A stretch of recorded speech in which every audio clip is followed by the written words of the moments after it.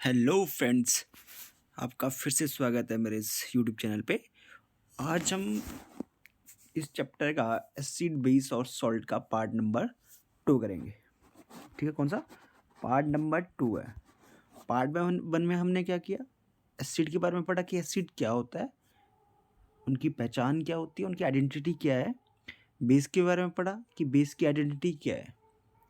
Okay, फिर हमने indicators के बारे में पढ़ा कि हमारे को कैसे पता चलता है कि कौन सी चीज़ एसिडिक है या कौन सी चीज़ बेसिक है। ओके, इसके लिए हमने क्या किया, अलग अलग से जो नेचुरल इंडिकेटर्स है उनके बारे में पढ़ा। ठीक है, फर्स्ट हमने पढ़ा लिटमस पेपर या लिटमस के बारे में, लाइकेन के बारे में। फिर हमने पढ़ा टर्मरिक के बारे में। फिर हमने किसके बारे में पढ़ा, फिर हमने पढ़ा था चाइना रोज़ के बारे में। ठीक है, तो हमने लास्ट चैप्टर में पढ़े थे। आज हम क्या करेंगे, अब हम स्टार्ट करते हैं। नेक्स्ट वाला जो है वो है एसिड रेन। आपने रेन के बारे में तो सुना होगा कि रेन होती है, रेन ऐसी होती है। तो अब आप सोचोगे कि एसिड रेन कैसी रेन होगी। तो एसिड रेन क्या होती है बच्चों, रेन जो रेन होती है वैसी ही रेन होती है, इसमें अलग सी कोई चीज़ नहीं होती, वैसी ही बारिश होगी। लेकिन इसमें क्या होता है, जैसे जो बारिश का पानी होता है, जो सिंपल रेन होती है उसमें जो पानी होता है वो साफ़ होता है, क्लीन वाटर होता है। ठीक है, लेकिन एसिड रेन में क्या होता है बच्चों, उसमें क्या होता है, एक्सेस ऑफ एसिड होता है। ठीक है, क्या होता है कि एसिड हो जाता है जो पानी है। ओके, एसिडिक कैसे हो जाता है, उसमें क्या जाता है, कार्बन डाइऑक्साइड। हमने पढ़ा था कि हमारे इन्वायरमेंट में क्या होता है, गैसेज होती है, जैसे नाइट्रोजन, ऑक्सीजन, कार्बन डाइऑक्साइड और बहुत सारी गैसेज होती हैं। ठीक है, कार्बन डाइऑक्साइड, फिर सल्फर डाइऑक्साइड और नाइट्रोजन डाइऑक्साइड। ये क्या हो जाते हैं बच्चों, जो रेन ड्रॉप्स होते हैं उनमें क्या हो जाते हैं, मिक्सअप हो जाते हैं, उनके डिजॉल्व हो जाते हैं। कौन कौन सी, कार्बन डाइऑक्साइड, सल्फर डाइऑक्साइड और नाइट्रोजन डाइऑक्साइड। जिससे क्या होता है, कार्बोनिक एसिड बनता है, सल्फोरिक एसिड बनता है, नाइट्रिक एसिड बनता है। जिससे क्या होता है, जो रेन होती है वो एसिडिक हो जाती है।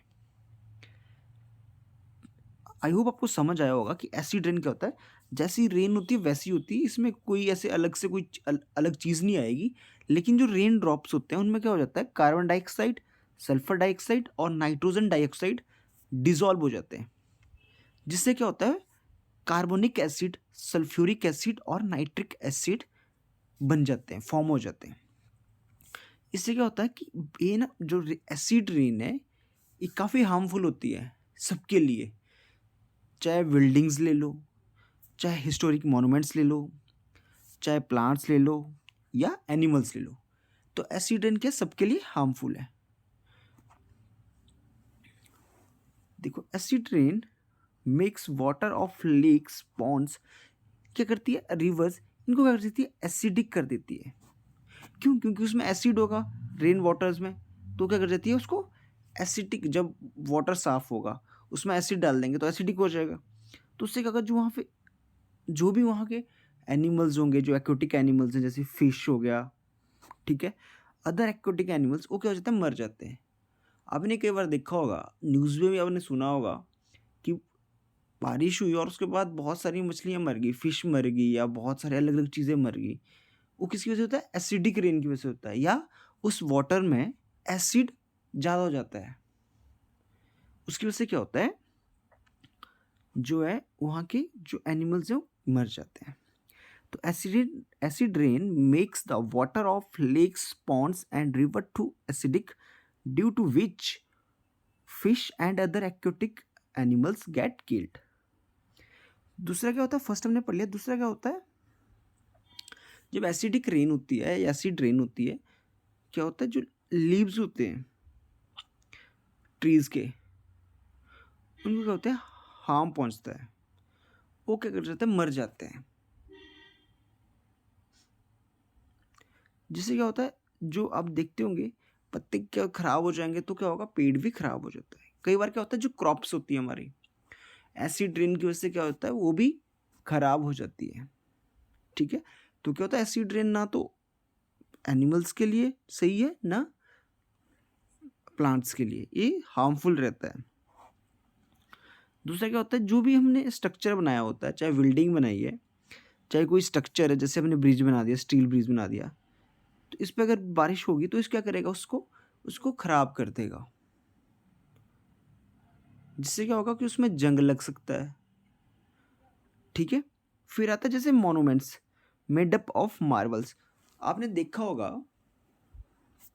ताजमहल है बच्चों, ताजमहल अगर आपने देखा है, उसमें क्या था, पहले वो पूरा वाइट था, लेकिन येलोइश हो रहा है वो। क्यों? इसी एसिडिक रेन की वजह से। ठीक है, तो एसिड रेन का आपने देखा कि एसिड रेन क्या होती है, उसके क्या क्या हमारे को लाइफ में इफेक्ट पड़ते हैं। ओके, फिर हम पढ़ेंगे न्यूट्रलाइजेशन। ओके, न्यूट्रलाइजेशन का मतलब होता है न्यूट्रल, इसको अगर हम तोड़ेंगे तो न्यूट्रल। ठीक है, तो न्यूट्रल से बना है न्यूट्रलाइजेशन। न्यूट्रलाइज का मतलब क्या होता है, कैंसल करना। मतलब क्या होता है, जब acid and base are chemically opposite substances. क्या है, हमने पढ़ा कि एसिड अलग है और बेस अलग है, और ये क्या है, एक दूसरे के अपोजिट है। क्या होता है, जब हम क्या करेंगे, एसिड को बेस से मिलाएंगे तो क्या करेंगे, एक एक दूसरे के इफेक्ट को न्यूट्रलाइज करेंगे। क्या कर देंगे, न्यूट्रलाइज करेंगे। क्या करेंगे, जब हम एसिड और बेस को मिक्सअप करेंगे तो क्या करेंगे, एक दूसरे को न्यूट्रलाइज कर देंगे। ठीक है, एक दूसरे के इफेक्ट को न्यूट्रलाइज कर देंगे। When an acid solution and a base solution are mixed in suitable amount, both the acidic nature of acid and the basic nature of base are destroyed. क्या होता है कि अगर हम प्रॉपर तरीके में जो उसकी क्वांटिटी है एसिड और बेस की, अगर हम उसको मिक्स करेंगे तो क्या करेंगे, जो एक दूसरे का नेचर है, जैसे एसिडिक नेचर है और बेसिक नेचर है, उसको क्या कर देगा, ख़त्म कर देगा, डिस्ट्रॉय कर देगा। इसका क्या रहता है कि वो जो भी सॉल्यूशन होगा, ना वो एसिडिक रहेगा ना वो बेसिक रहेगा। ओके, द रिएक्शन बिटवीन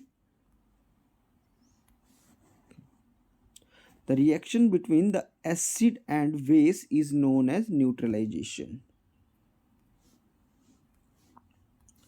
क्या बोलते हैं उसको, न्यूट्रलाइजेशन बोलते हैं। In the process of neutralization,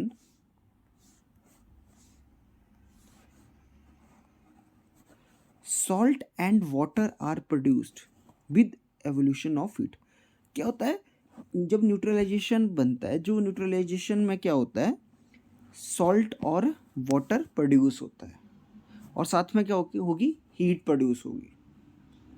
ठीक है, तो न्यूट्रलाइजेशन के बारे में हमने पढ़ा, क्या पढ़ा कि reaction between acid and base, उसको बोलेंगे न्यूट्रलाइजेशन। और न्यूट्रलाइजेशन से क्या होगा, जो बेस है और जो एसिड है वो अपनी जो नेचर है उसको ख़त्म कर देते हैं, मतलब उनका नेचर डिस्ट्रॉय हो जाता है। इनसे क्या मिलता है हमारे को, नेचुरलाइजेशन से सॉल्ट मिलता है और वाटर मिलता है with evolution of heat. Okay, salt produced in the reaction may be acidic, basic or neutral in nature. The evolved heat raise the temperature of reaction mixture. Okay, जब क्या करेंगे हम, यहाँ पे देखो जो एसिड प्लस बेस है, तो उसको मिक्स, जब वो मिक्स करेंगे, हम मिलाएंगे उनको, प्लस करिए बीच में, तो क्या होगा, सॉल्ट और वाटर मिलेगा, और साथ में क्या होगा, हीट निकलेगी। ठीक है,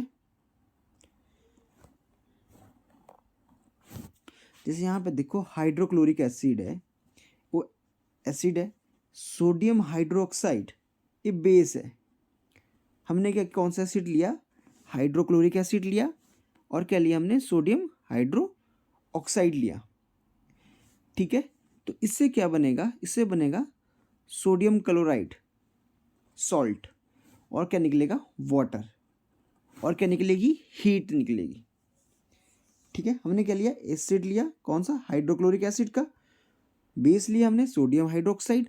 जब हमने क्या किया बच्चों, इनको मिक्स किया तो हमारे को मिला सोडियम क्लोराइड जो एक सॉल्ट है, और उसके साथ क्या मिला, वाटर। आई होप आपको समझ आ गया न्यूट्रलाइजेशन के बारे में। और फिर क्या मिला हमारे को कि जब भी क्या होगा, एसिड और बेस को हम मिलाएंगे तो हमारे को क्या मिलेगा, एक सॉल्ट मिलेगा। अब यहाँ पे देखो, the dilute sulphuric acid is added to lime water. Lime water क्या है बच्चों, एक बेस है। लाइम वाटर क्या है, एक बेस है।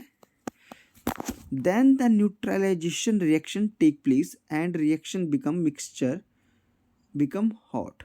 क्या होगा, जब डाइल्यूट, मतलब डाइल्यूट होता है, आप सिंपल समझो, जब सल्फ्यूरिक एसिड को हम क्या करेंगे, लाइम वाटर में डालेंगे तो क्या होगा, न्यूट्रलाइजेशन होगी। ठीक है, एक सॉल्ट मिलेगा हमारे को। ओके, क्या मिलेगा, सॉल्ट मिलेगा। लेकिन क्या होगा, जो रिएक्शन मिक्सचर जो होगा, जो इनका मिक्सचर बनेगा वो क्या होगा, हॉट होगा। क्यों, क्योंकि जब भी मिक्स सॉल्ट बनेगा न्यूट्रलाइजेशन रिएक्शन से तो क्या होगा, उसको हीट निकलेगी। ओके, अब हम पढ़ेंगे न्यूट्रलाइजेशन इन एवरीडे। हमने पढ़ी कि न्यूट्रलाइजेशन में क्या होता है, involving acid and base play a very important role in our everyday life. क्या होता है कि हमारी एवरीडे लाइफ में क्या होता है, न्यूट्रलाइजेशन का ना बहुत इंपॉर्टेंट रोल है। इसमें क्या होगा, जो जैसे हम कोई खाना खाते हैं उसमें भी होता है, जो हमारी सॉइल है उसके लिए भी, ठीक है, जो हमारे जैसे किसी ने काट दिया, जैसे आंट स्टिंग ने, तो उसके लिए भी, और बहुत चीज़ों के लिए जो हम अभी देखेंगे। फर्स्ट होता है इनडाइजेशन। बच्चों, हमारा जब हमने खाना खाते हैं तो हमने एक चैप्टर पढ़ा था क्लास 6 में, डाइजेशन। तो उसमें क्या पढ़ा था हमने कि हमारा जो स्टमक है वो क्या प्रोड्यूस करता है, हाइड्रोक्लोरिक एसिड प्रोड्यूस करता है। हमारे जो भी हम फूड है उसको, उसके जो भी साथ में कीटाणु होते हैं उसको मारने के लिए। ठीक है, hydrochloric acid helps in digested our food. Okay, क्या होता है, कई बार आप देखते होंगे कि हम ना कई बार बाहर का फास्ट फूड ज़्यादा खा लेते हैं। फॉर एग्जांपल, हम कहीं शादी में गए हैं तो हमने ज़्यादा वहाँ पे बहुत सारी चीज़ें खा ली, तो क्या होगा, अब जो हमने खाना खाया उसमें भी क्या होता है, एसिड होता है। और जो हमारा पेट है वो भी हाइड्रोक्लोरिक एसिड ही प्रोड्यूस करता है खाने को करने के लिए। तो क्या हो जाएगा, हमारे पेट में क्या एक्सेस ज़्यादा हो जाएगा ना एसिड। जब ज़्यादा एसिड होगा तो क्या होगा, स्टमक में हमारे को दर्द होना स्टार्ट हो जाएगा। क्यों, क्योंकि डाइजेशन होगी नहीं, और क्या होगा, एक्सेस जो होगा वो हाइड्रोक्लोरिक एसिड हो जाएगा, जिससे हमारे को क्या होगा, पेट में क्या होगा, फील होगा, पेन फील होगा, या आपको लगता है वॉमिटिंग आना स्टार्ट हो जाती है, या आपको इरिटेशन होना स्टार्ट हो जाती है। ठीक है, तो हमारा क्या करते हैं, हम वहाँ ना एक आप इनो लेते हो, जो आज के लिए सबसे चला हुआ है, इनो हो गया, जलजीरा हो गया। तो ये क्यों लेते हो आप, क्योंकि इसमें क्या होता है बच्चों, ये होता है आंट एसिड। ठीक है, एंटासिड होता है। ठीक है, such as milk of magnesia. क्या होता है, milk of magnesia, antacid लेते हैं हम। क्यों, जो भी एसिड हम खाते हैं, ठीक है, आप और सॉरी एसिड खाते ही नहीं, हम खाना खाते हैं और हमारे को क्या होगा, हमारे पेट को में स्टार्ट हो जाती है, दर्द स्टार्ट हो जाती है, तो आप एकदम क्या करते हो, इनो खाते हो। ठीक है, क्यों, क्योंकि इनो एक आंट एसिड है। ठीक है, milk of magnesia contains a base. क्या होता है, अब जो हम इनो लेते हो भी बेस होता है, ये जो आंट एसिड है ये भी एक बेस है। मिल्क ऑफ मैग्नीशिया क्या है, ये भी बेस है। ठीक है, कॉल्ड मैग्नीशियम हाइड्रोक्साइड। अगर आपको पूछा जाता है कि मिल्क ऑफ मैग्नीशिया को क्या कहेंगे, तो मिल्क ऑफ मैग्नीशिया को कहते हैं मैग्नीशियम हाइड्रोक्साइड, और ये क्या होता है, बेस होता है। magnesium hydroxide neutralize the excess acid present in the stomach and cures indigestion।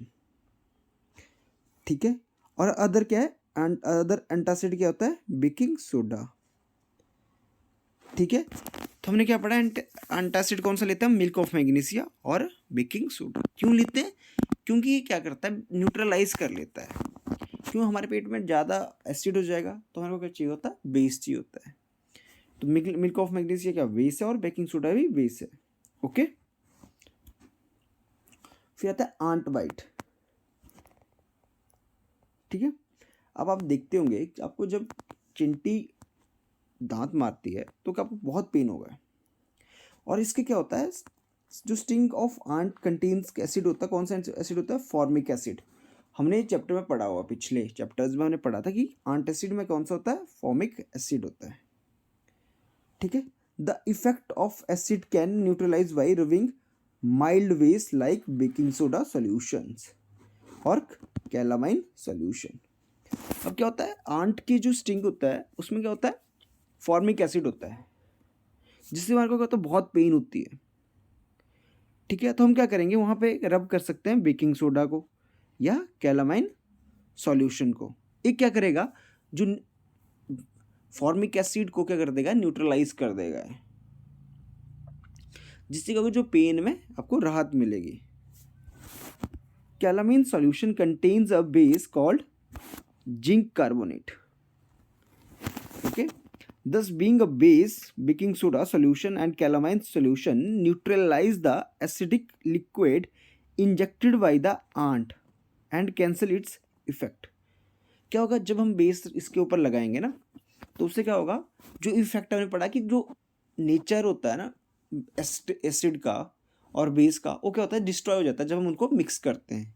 तो वही चीज़ होती है यहाँ पे, क्या होगा, जब हमारे को कहीं काट दिया आंट ने, तो हम क्या करेंगे, वहाँ पे रब कर देंगे बेस को। बेस में क्या, बेकिंग सोडा या कैलामाइन सॉल्यूशन, जिससे क्या होगा, वो उसको न्यूट्रलाइज कर देगा, और क्या होगा, जिससे जो इफेक्ट है वो ख़त्म हो जाएगा। ओके, फिर आता है सॉइल ट्रीटमेंट। क्या होता है बच्चों, हम सॉइल से क्या करते हैं, सॉइल से हमारे जो भी हम अनाज उगाते हैं, ठीक है, जो भी क्रॉप होती है हमारी सॉइल पे ही होती है। और जितनी ज़्यादा आपको सॉइल होगी, जितनी आपकी जो सॉइल अच्छी होगी, उतनी आपको क्या होगा, उतनी जल्दी आपको अच्छी क्रॉप होगी। तो हम क्या करते हैं, उसमें क्या करते हैं, एक्सेस मतलब क्वांटिटी अच्छी करने के लिए अपनी सॉइल को हम उसमें डालते हैं फर्टिलाइज़र। जब हम फर्टिलाइज़र डालते हैं अपनी सॉइल में, तो उससे क्या होगा, जो सॉइल होती है वो एसिडिक हो जाती है। जब सॉइल एसिडिक हो जाएगी तो उससे क्या होगा, जो अब सॉइल जितनी अच्छी थी, हमने क्या किया, उसमें केमिकल डाल दिया। केमिकल मतलब फर्टिलाइज़र जो एसिडिक होते हैं, जिससे क्या होगा, जो हमारी सॉइल है उसकी जो उपजाऊ क्षमता होती है बच्चों कम हो जाती है। तो इसके लिए हम क्या करते हैं, उसमें बेस डालते हैं। ठीक है, बेस लाइक क्विक लाइम और स्लिक्ड लाइम डालते हैं। ये क्यों डालते हैं, क्योंकि जो हमारी सॉइल एसिडिक हो जाती है उसको न्यूट्रलाइज करने के लिए। ओके, समझ आ गया आपको, सॉइल ट्रीटमेंट में यूज़ करते हैं। फिर आता है फैक्ट्री वेस्ट। बच्चों फैक्ट्रीज हमारे, देखो हमारी बहुत सारी डेली रूटीन की जो भी थिंग्स हैं वो फैक्ट्रीज में ही बनती है। ओके, तो क्या होता है, उनका जो भी वेस्ट होता है, फैक्ट्री में वेस्ट तो निकलेगा ही, तो वेस्ट को क्या करते हैं, वो क्या कहीं पॉन्ड्स में डाल देते हैं या रिवर में छोड़ देते हैं या लेक्स में। उसमें क्या होता है बच्चों, जो वेस्ट होता है वो एसिडिक होता है, उसमें बहुत सारा एसिड पाया जाता है। अगर क्या होगा, एसिड वाला वो पानी अगर कहीं पॉन्ड्स में मिल गया, रिवर में मिल गया या लेक्स में मिल गया, तो उससे क्या होगा, जो फिश है और जो एक्वाटिक क्रिएचर हैं वो क्या होगा, ख़त्म हो जाएंगे। तो उसको क्या करने के लिए, न्यूट्रलाइज करने के लिए हम क्या करते हैं, बेस का यूज़ करते हैं। किसका, बेस का यूज़ करते हैं, जिससे क्या होगा, जो एसिडिक नेचर है वो भी ख़त्म हो जाएगा और जो पानी है वो अच्छा हो जाएगा, जिसका इफेक्ट किसी और पे नहीं पड़ेगा, ना फिश पे पड़ेगा ना एक्वाटिक क्रिएचर्स पे पड़ेगा। ओके, तो आई होप आपको ये चैप्टर समझ आया होगा। हमने जो एसिड रेन के बारे में पढ़ा, न्यूट्रलाइजेशन के बारे में पढ़ा, सॉल्ट के बारे में पढ़ा, और जो न्यूट्रलाइजेशन का हमारी डेली लाइफ में जो भी यूज़ है उसके बारे में हमने डिटेल से स्टडी करी इस पे। आई होप आपको ये चैप्टर समझ आया होगा। अगर आपको हमारा वीडियो अच्छा लगता है तो आप प्लीज़ अपने फ्रेंड्स में शेयर कीजिए और प्लीज़ हमारे चैनल को सब्सक्राइब भी करिए। Thank you and have a nice day.